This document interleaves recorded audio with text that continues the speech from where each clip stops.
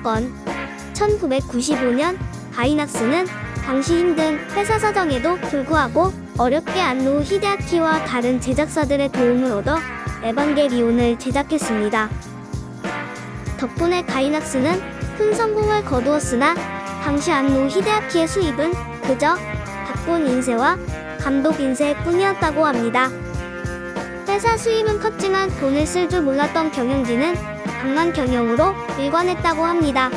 그리고 그 모습을 주시하던 검찰은 가이낙스를 탈세 혐의로 조사하게 됩니다. 결국 1999년 가이낙스의 사장은 탈세 사건을 일으키고 말았습니다. 당시 사와무라 타케시 사장은 검찰 조사에 모든 의혹을 시인하고 침대 밑에 있던 돈다발을 조사온 검찰에게 모두 보여줬다고 합니다. 한국 돈 약 50억 원의 돈다발이라고 합니다. 조사는 매우 빠르게 진행되었고 덕분에 연루된 몇몇 동물들은 빠져나갈 수 있었다고 합니다. 그 와중에 안노 히데아키는 검찰이 사무실을 급습했을 때 그 모습을 순간적으로 VTR로 촬영했고 이후 수사 모습들을 촬영해서 현장의 검찰 수사관들에게 혼났다고 합니다. 이후 그는 감독이라면 이런 검찰 급습의 모습을 영상으로 담아야 하지 않겠냐며 감독으로서는 당연한 행동이었다고 하네요. 판권 빼돌리기. 탈세 사건 이후 회사는 신뢰를 많이 잃었고 안노 히데아키의 이름을 빌리기로 합니다.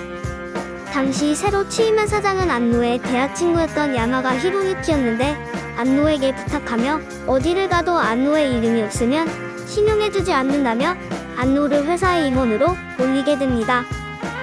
하지만 방만 경영이 계속되는 것을 본 안노 히데아키는 회사를 결정합니다.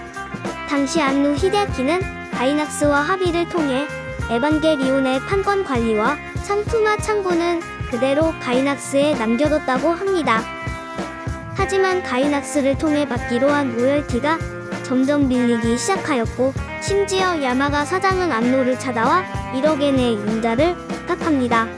1억엔의 융자의 안노는 에반게리온의 판권 전체를 돌려받는 조건으로 빌려주었고 추가로 몇 편의 애니메이션 판권 거래도 제의합니다.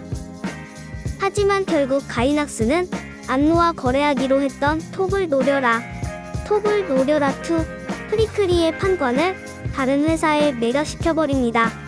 그리고 주식을 양도하고 여러 이름의 가이낙스를 만들게 됩니다.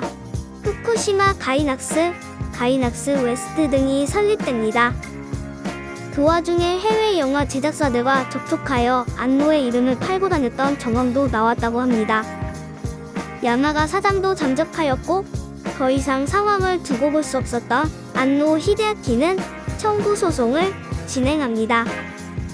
과거 작품들의 중요한 자료가 대량으로 후쿠시마 가이낙스로 매각된 것을 확인하였습니다. 이것들 모두 스태프나 직원들이 모르는 사이에 이루어진 것이고 이 자료들은 후에 시간과 돈을 투입해서 에이텍을 통해 회수하여 보관하고 있다고 합니다. 가이낙스와 성추행 스캔들. 2019년 2월 가이낙스 사장 마키 토모히로는 사장으로 취임한 지 얼마 되지 않아 성우를 목표로 하는 10대 여성을 성추행한 사건이 있었습니다. 성우 육성 회사를 설립하고 그 기숙사에 방문하여 10대 여성에게 촬영 훈련이 목적이라며 상의 탈의를 요구하고 촬영하였으며 몸을 만지는 등의 성추행을 했다고 합니다. 하지만 이런 성추행 사건이 처음 있는 일은 아니었습니다. 오카다 토시오는 가이낙스 창립의 핵심 멤버였고 야마가 히로유키와 안노 히데아키와 대학 친구 사이입니다. 그리고 막장 경영으로 에반게리온이 탄생하기도 전에 쫓겨나기도 했습니다. 그는 과거부터 여성 편력으로 유명했으며 업계 여성들에게 말빨을 이용해 성관계를 요구하였고 호텔비 등을 여성의 이름으로 결제하게 하는 치밀함도 보였습니다. 그런 치밀함 덕분에 형사 사건으로 넘어가지는 않았지만 성추행 스캔들이 크게 언론에 보도되어 그가 진행하던 사업이 모두 취소되었다고 합니다. 지금까지 브랜드 스토리였습니다. 구독